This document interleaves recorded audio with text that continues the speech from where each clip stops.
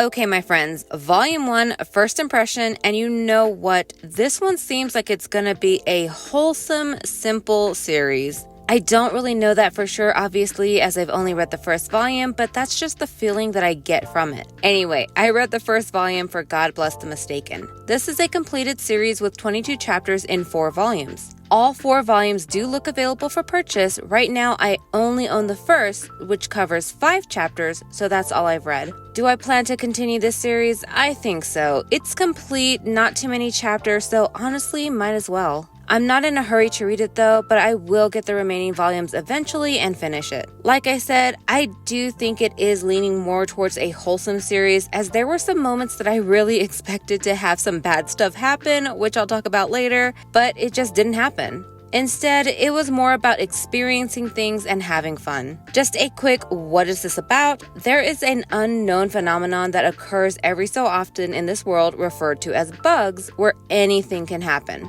The world seems to have become accustomed to it and just goes about their day just adjusting to what the bugs bring. Personally, I do wish that there was a deeper story happening here. It's a very interesting premise, so I do kind of wish that there was more to it. Each chapter so far deals with a different bug, the characters then experiencing it, and honestly, it's very chill. Just to give some more information about the story, I will give a bit more of spoilers here, so skip this if you'd like to read without knowing. Anyway, there are 2 main characters that the story focuses on, an adult researcher and a middle school boy. She is the landlord of the building he lives in with others, and she focuses on the bugs, trying to understand them, while he joins her in offering help. The thing with her is that she cannot experience the bugs. She is impacted by them. For instance, the first chapter's bug is overgrown vegetation, so there is an incredibly large tree with roots all over, even in the buildings, so that is something that she can experience. But when it's something that affects the person, she is not affected by it at all.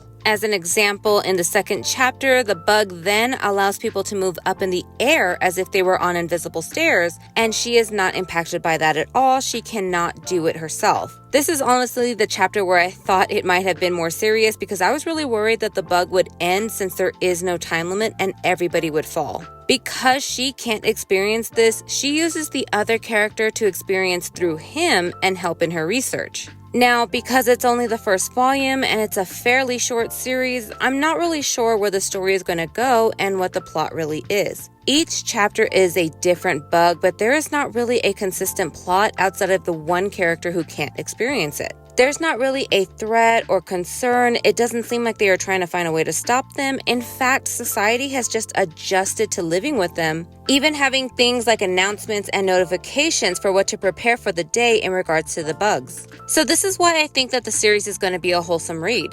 Instead of having trouble or threats from the bugs, people have just learned to live with it and go about their daily lives, even integrating the bugs into it. When the overgrown vegetation happens, there are fruit sellers who use some of the vegetables that grow from it, even lowering their prices, saying that this came from the bug. When the invisible stairs bug happens, the school used it for activities, and so on. I think it's a really interesting read. I think most other stories would have gone the way that I had said and had the typical drama, but this went a different route, possibly a more realistic route. I do feel that if this happened in reality, we would just find a way to live with it as well. Anyway, interesting read, potentially a feel-good story, so definitely worth checking out if you're looking for a story that is likely to be a happy read. Thanks for watching this video. I'm Bean. Like, comment, subscribe, or not. Check out the description for links to this model and any images used. Okay, bye.